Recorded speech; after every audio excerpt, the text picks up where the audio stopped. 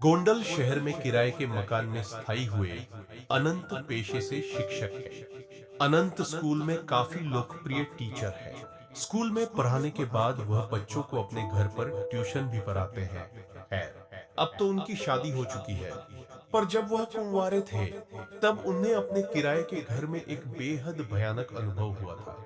एक शाम जब वह अपनी आराम कुर्सी पर बैठकर सुस्ता रहे थे, तभी अचानक उनकी अलमारी का दरवाजा अपने आप धड़ाम से खुल गया। इस आवाज से वह चौंक गए।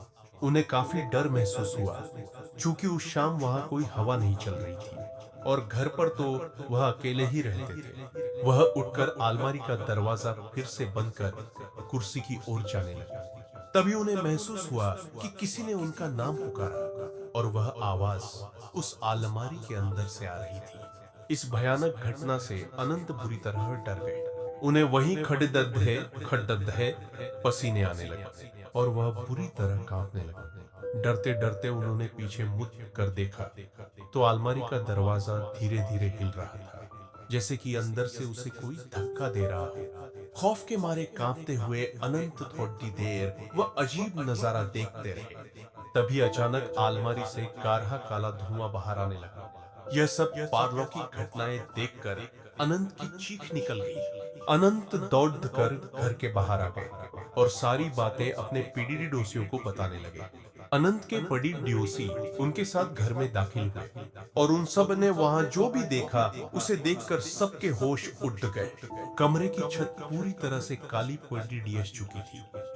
अलमारी के दोनों दरवाजे उखड़े हुए थे और सारा सामान नीचे जमीन पर बिखरा हुआ था। लोग कुछ समझ पाते इससे पहले ही वहां रखी अलमारी धड़ाम से जमीन पर आ गिरी। अनंत के साथ साथ अब सभी लोग इस भूतहा अनुभव से घबरा गए और बाहर की तरफ भागे। कुछ लोगों को भागते भागते एक चीख सुनाई दी, चले जाओ सब। पर किसी ने पीछे मुड़ कर देखने की हिम्मत नहीं की। इस खौफनाक अनुभव के कारण अनंत बुरी तरह बीमार पड़ी कैच गए और कुछ दिन के लिए अपने गांव पर अपने माता पिता के पास लौट गए। जब वो गोंडल वापस लौटे तो कभी उस घर में वापस नहीं गए और किसी और मोहल्ले में रहने लगे। क्या थी इस खौफनाक घटना की वजह? मोहल्ले में रहने वाले बुजुर्गों से पता चला कि वो मकान अंग्रेजों के जमाने की बनी एक हवेली को तोड़कर बनाया गया था।